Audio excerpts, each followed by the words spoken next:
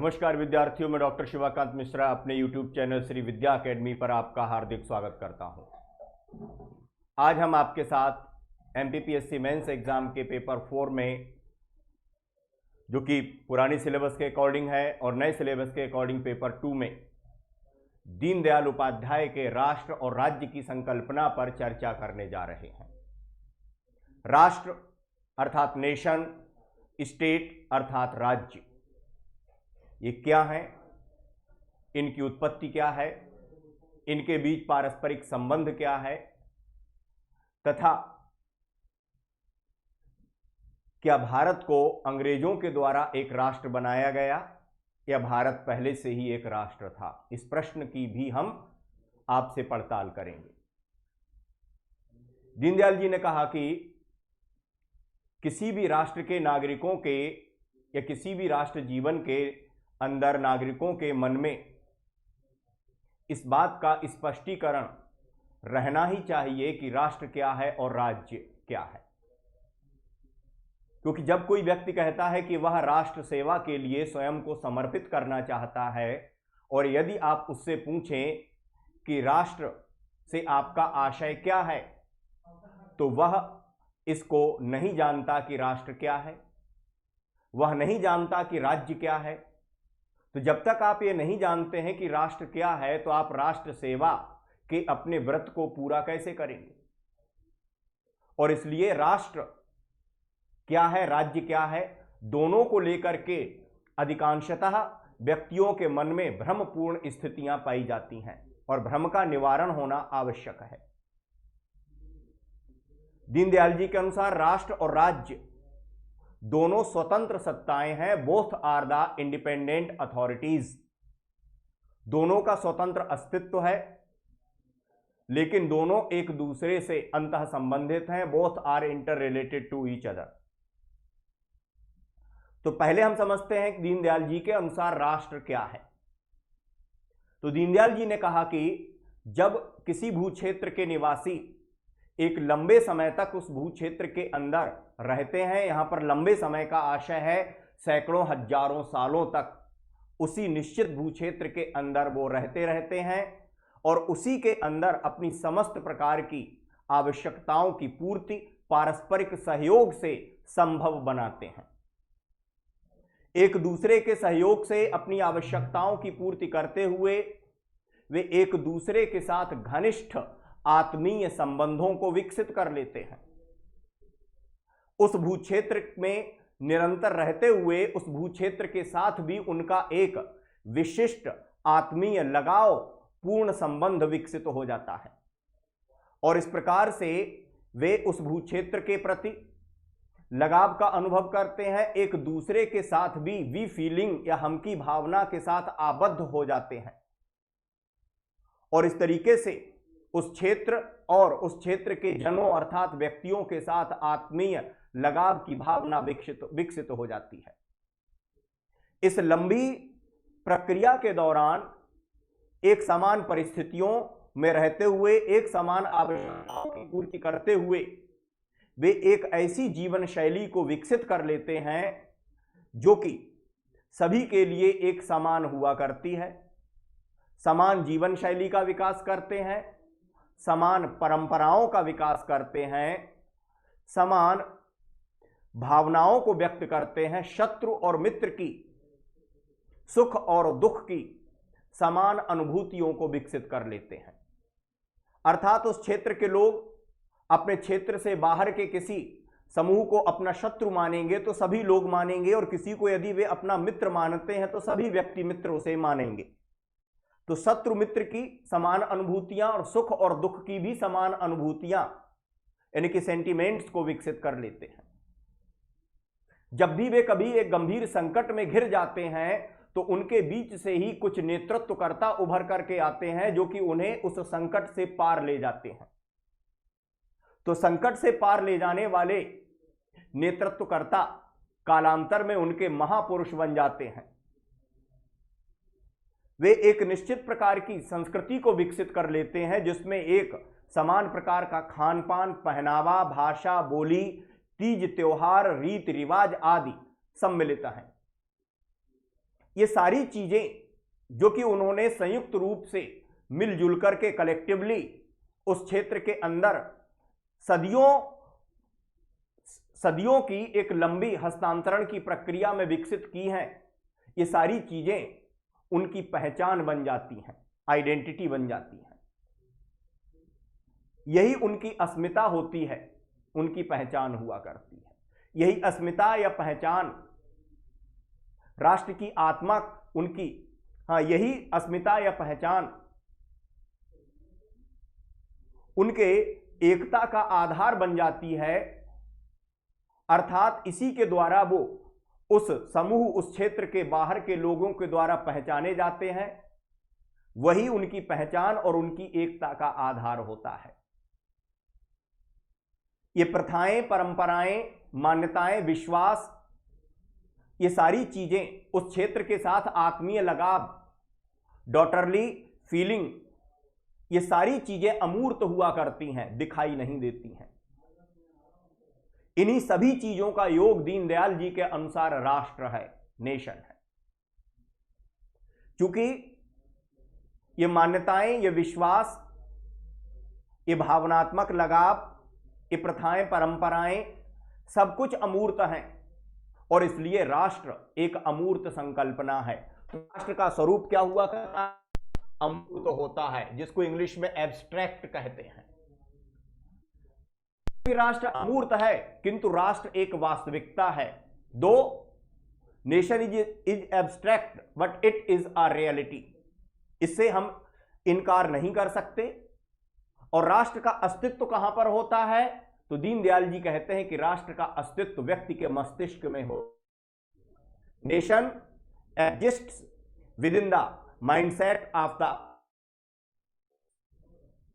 एक राष्ट्र के उस निवासी, वो निवासी ऐसा मानते हैं कि हमारा राष्ट्र, इसके साथ हमारा माता और पुत्र जैसा, इसलिए वे उस राष्ट्र के साथ तादात्म्य का अनुभव करते हैं। और राष्ट्र व्यक्ति के मस्तिष्क में जीता है, मस्तिष्क में निर्मित होता है, वहीं विकसित होता है और वहीं शक्तिशाली होता है, पुष्पित और पल्लित होता है। संकल्पना है जो कि अमूर्त है। उनके अनुसार हर राष्ट्र की जो पहचान होती है, जिसके आधार पर राष्ट्र के जन अर्थात निवासी एकजुट, उनकी एकता का आधार होती है, इतनी शक्तिशाली होती चली भी उतना ही शक्तिशाली होता है।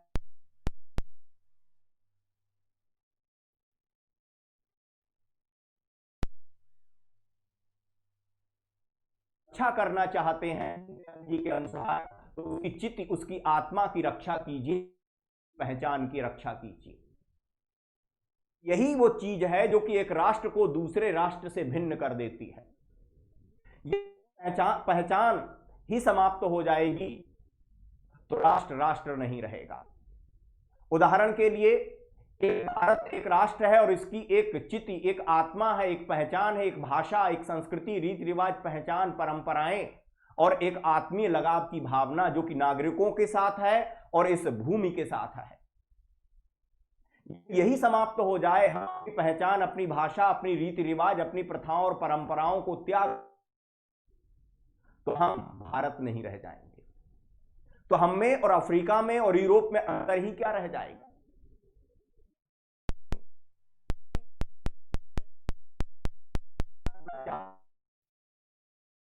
निर्धारित करने वाली उसकी अस्मिता, उसकी इच्छा करनी चाहिए। कहता है कि मैं राष्ट्र की सेवा करना चाहता, उसकी पहचान की सेवा करनी चाहिए।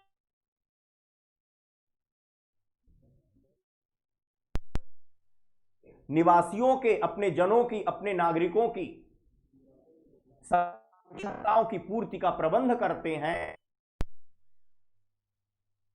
संस्थाओं, बहुत सारे संगठनों का निर्माण करते हैं, आवश्यकताओं की पूर्ति की जाती है। जैसे राष्ट्र ने व्यापार का विकास किया, राष्ट्र ने धर्म का विकास किया, राष्ट्र ने अर्थव्यवस्था का विकास किया, की आवश्यकताओं की पूर्ति के लिए। हर राष्ट्र अपनी परिस्थितियों, अपनी आवश्यकताओं के अनुरूप इनका विकास करता है, दूसरे राष्ट्र में भिन्न होता है।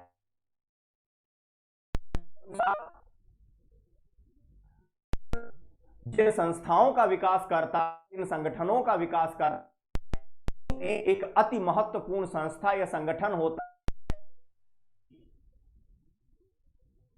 अर्थात अब हम राज्य के अर्थ पर आ चुके हैं राष्ट्र से निकल करके। तो राज्य क्या है? दीनदयाल जी के अनुसार राष्ट्र के द्वारा अपनी राजनीतिक आवश्यकताओं की पूर्ति के लिए विकसित किया गया एक संगठन राज्य है। यह व्यक्तियों का समूह होता है और व्यक्तियों का समूह होने के कारण concrete, it is the group of individuals, अर्थात राज्य है।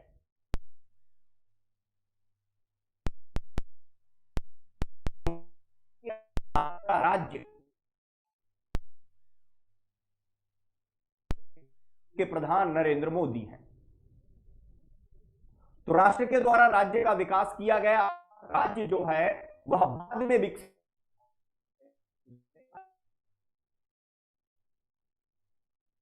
राष्ट्र के द्वारा राज्य का विकास क्यों किया जाता है? तो दीनदयाल जी कहते हैं कि राज्य के 3 कारण हैं। इनमें 2 कारण,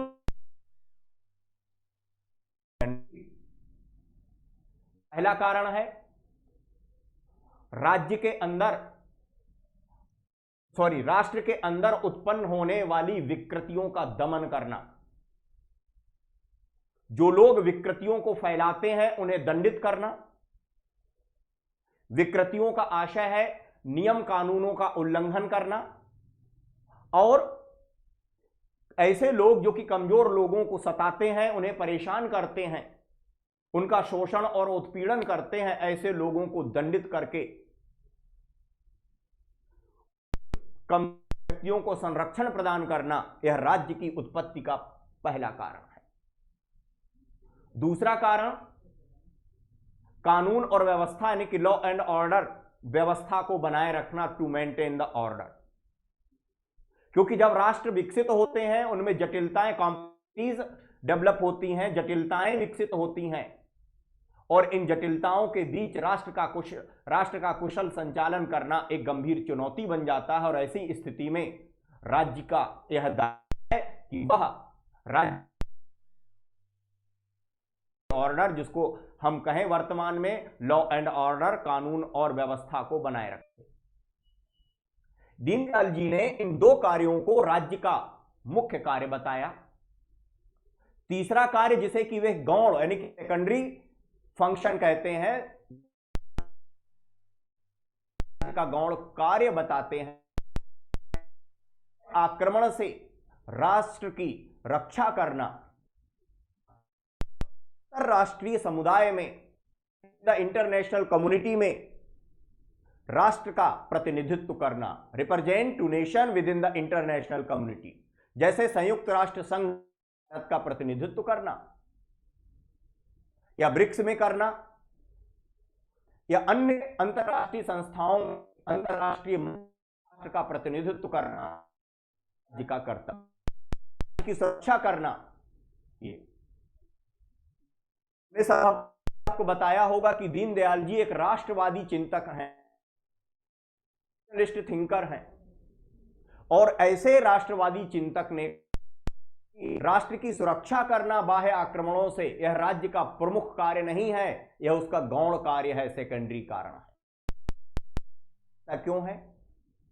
इसका कारण दीनदयाल जी के अनुसार यह है कि यदि राष्ट्र जीवन में विकृतियां उत्पन्न नहीं हो, कमजोरों का शोषण और दमन नहीं होगा, कानून और व्यवस्था बनी रहेगी, तो राष्ट्र के जनों या नागरिकों में एकता भी बनी रहेगी। क्योंकि शोषक और शोषित कभी भी एक नहीं हो सकते हैं, इसलिए राष्ट्र का प्रधान कर्तव्य है कि वह शोषण और दमन को समाप्त करके एकता को बनाए रखे। और यदि हम में एकता होगी तो हम इतने शक्तिशाली होंगे कि किसी भी बाह्य शक्ति को हमारे ऊपर आक्रमण करना तो दूर, ऐसा विचार भी उसके मन में नहीं आएगा। और यदि आक्रमण कर भी दिया तो हम उस आक्रमण का सामना करने में सक्षम होंगे और उसे हम पराजित कर देंगे। लेकिन यदि हम आंतरिक रूप से कमजोर होंगे तब हम एक बाह्य आक्रमणकारी शक्ति का मुकाबला नहीं कर पाएंगे। और इसलिए वो कहते हैं कि प्रधान कर्तव्य है कि वह विकृतियों का दमन करे और व्यवस्था को बनाए रखे, और राष्ट्र की बाह्य आक्रमणों से सुरक्षा उसका सेकेंडरी कर्तव्य है। इस प्रकार से राष्ट्र और राज्य के बीच संबंध क्या है? तो संबंध यह है कि राष्ट्र राज्य का निर्माता है, राष्ट्र साध्य है और राज्य साधन है। यानी कि nation is the ends and state is the means. और राष्ट्र का, राज्य का निर्माता राष्ट्र है। दीनदयाल जी कहते हैं कि राष्ट्र के जनों अर्थात नागरिकों का कर्तव्य है कि वे राज्य के ऊपर नियंत्रण करें, उस पर कंट्रोल करें। कैसा नियंत्रण करें? कि राज्य राष्ट्र की चिति, उसकी अस्मिता की रक्षा करे, व्यवस्था को बनाए रखे, विकृतियों का दमन करे। यदि राज्य ऐसा करने में सक्षम नहीं है या असफल है, असमर्थ है, तो वह राज्य पर दबाव बनाए। और यदि इसके बाद भी राज्य ऐसा नहीं करता है तो वो कहते हैं कि नागरिकों का कर्तव्य है कि वे ऐसे राज्य को बदल दें, अर्थात सरकार को बदल दें, और ऐसी सरकार अर्थात ऐसे राज्य को ले आए जो कि अपने दायित्वों का उचित तरीके से निर्वहन करे। तो वो आपको निर्देश देते हैं कि हमें क्या करना चाहिए। तो ये राष्ट्र और राज्य का संबंध था। राज्य जो कि मूर्त है, राष्ट्र अमूर्त है। अब इस प्रश्न के उत्तर की ओर चलते हैं कि कुछ लोग भारत में निरंतर कहते रहे और अभी भी कहते हैं, हम सुनते हैं कि अंग्रेजों के जैसी कोई संकल्पना ही नहीं थी, भारत राष्ट्र नहीं था, अंग्रेजों ने भारत को राष्ट्र बनाया। न सिर्फ अंग्रेज कहते रहे और अभी भी कहते हैं, और हमारे यहां भी बहुत सारे लोग ऐसा कहते हैं कि भारत का राष्ट्र अंग्रेजों की देन है। तो दीनदयाल जी ने कहा कि तथ्यात्मक रूप से यह बात गलत है कि भारत को अंग्रेजों ने एक राष्ट्र बनाया। वो कहते हैं कि अंग्रेजों के आगमन के बहुत पहले से भारत एक राष्ट्र हुआ करता था। यहां पर राष्ट्र का आशय वही संस्कृति है। तो अंग्रेजों के आने के पहले से हम राष्ट्र हुआ करते थे, क्योंकि हमारे एक पुराण में लिखा है कि हिमालय के दक्षिण से लेकर के उत्तर में समुद्र पर्यंत समस्त क्षेत्र भारत है और इसकी संतति को भारतीय कहते हैं। इसी प्रकार से वेदों में कहा गया है कि माता भूमि पुत्रो अहम पृथिव्या, यह भूमि हमारी माता है और मैं इसका पुत्र हूं, और पुत्र के रूप में इसकी रक्षा करना, इसके सम्मान की रक्षा करना, यह मेरा कर्तव्य है। तो वो कहते हैं कि भारत में सदियों से एक राष्ट्र विद्यमान रहा है जिसके अंदर अनेक राज्य रहा करते थे। यानी हमारी परंपराएं एक थी। भारत में 4 धाम हुआ करते थे जो कि आदि शंकराचार्य के द्वारा स्थापित किए गए हैं। तीर्थ यात्राओं की एक पुरानी परंपरा रही है हमारे यहां, उत्तर से लेकर के दक्षिण तक, पूर्व से लेकर के पश्चिम तक। नदियों की परिक्रमा, उनमें स्नान करने की एक परंपरा रही है। और यहां पर समस्त देश के नागरिक एक जगह से दूसरी जगह तक आते जाते थे, अर्थात राष्ट्र के रूप में हम एक हुआ करते थे। हमारी परंपराएं, हमारे तीज त्योहार एक हुआ करते थे। हां, इस एक विशाल राष्ट्र के अंदर अनेक राज्य हुआ करते थे, अर्थात अनेक राजाओं का राज्य हुआ करता था। लेकिन उन राज्यों ने राष्ट्र की एकता में किसी भी प्रकार की बाधा उत्पन्न नहीं की। तीर्थ यात्राएं, नागरिकों का आवागमन, धार्मिक कर्म निरंतर एक राज्य के नागरिक दूसरे राज्य में जाकर के इनको संपन्न करते थे, और राष्ट्र और राज्यों ने कभी भी इस पर कोई रोक या प्रतिबंध नहीं लगाया। तो दीनदयाल जी के अनुसार हम राष्ट्र तो थे, राज्य नहीं थे। एक अखिल भारतीय राज्य नहीं था हमारा, वो अखिल भारतीय राज्य हमें अंग्रेजों ने प्रदान किया, ये उनकी देन है, राष्ट्र नहीं। हम एक राष्ट्र के संबंध के बीच ये अंग्रेजों ने विकसित नहीं किया, जैसा कि मैंने अभी आपको बताया। इसी संबंध में दीनदयाल जी ने कहा कि वंदे मातरम बोलते हुए अनेक स्वतंत्रता सेनानी अपने प्राणों की आहुति दे दी। भारत वंदे मातरम के आधार पर भारतीय लोग अंग्रेजों के विरुद्ध अपने प्राणों का उत्सर्ग न करते तो वे अंग्रेजी राज्य हिफाजत कर रहे होते। और इसलिए वो पुनः यही बात दोहराते हैं कि राज्य से अधिक महत्वपूर्ण राष्ट्र है। तीसरे राष्ट्र है और उसके उस स्थिति में भी यदि उसने अपने राष्ट्र अर्थात अपनी चिति, अपनी अस्मिता की रक्षा की, तो वह राष्ट्र जीत करके, वो हार करके है। जैसे कि हमारे साथ हुआ, हम अंग्रेजों से पराजित हुए, हमारा राज्य पराजित हुआ, लेकिन राष्ट्र को हमने उस ब्रिटिश काल में जीवित रखा, अपनी संस्कृति, अपनी परंपराओं को जीवित रखा। उसी भावना के हमने अंग्रेजों को अंततः पराजित कर दिया। लेकिन यदि कोई राष्ट्र बिना दूसरों के अधीन हुए भी यदि अपनी चिति, अपनी संस्कृति को खो देता है तो उसका अस्तित्व समाप्त हो जाता है। इसलिए दीनदयाल जी ने कहा कि भारत हमेशा से एक राष्ट्र था, अंग्रेजों ने राष्ट्र नहीं बनाया, अंग्रेजों ने हमें एक अखिल भारतीय राज्य दिया, ऑल इंडिया स्टेट दिया, एक समान राजनीतिक व्यवस्था प्रदान करती। राष्ट्र तो हम पहले। इस प्रकार से भारत को अंग्रेजों ने राष्ट्र नहीं राज्य बनाया।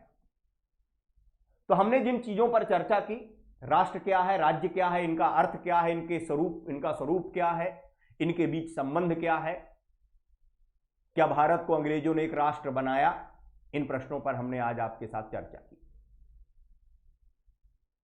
हमने निष्कर्ष निकाला कि राष्ट्र हम पहले से थे, राज्य अंग्रेजों की देन है और राष्ट्र ही सब कुछ है, राज्य एक साधन है जिसे कि बदला जा सकता है। यदि आप अपने राष्ट्र के प्रति समर्पित होना चाहते हैं तो अपनी पहचान, अपनी संस्कृति, राष्ट्र की आत्मा जिसे कि चित्त कहा जाता है, उसके प्रति समर्पित हो जाइए, किसी सरकार या नेता के प्रति समर्पित मत होइए। आपका कर्तव्य है कि राष्ट्र हित में राज्य अर्थात सरकार को नियंत्रित करें, उसे बाध्य करें कि वह अपने राष्ट्र के प्रति अपने कर्तव्यों का पालन करे, और यदि नहीं करता है तो ऐसे राज्य को आप बदल दें, अर्थात सरकार को आप बदल दें। तो हमने आज आपको यह बताया है। इसी के साथ हम आपको एक सूचना भी देना चाहेंगे कि जेल प्रहरी की वैकेंसी आ चुकी है। आप तैयारी करें, हमसे जुड़े रहें, हम उसमें भी आपको भरपूर सहयोग करेंगे, स्पेशल क्लासेस लॉन्च करेंगे और आपकी तैयारी में हम सफल होंगे, आपकी मेहनत को सफल बनाएंगे। इसके लिए हम निरंतर प्रयास करेंगे, आपके सहयोग की अपेक्षा रहेगी। आप हमसे जुड़े हैं, जुड़े रहें, हमें सब्सक्राइब करें, लाइक करें और अपने मित्रों के साथ शेयर करें। धन्यवाद, नमस्कार, जय हिंद।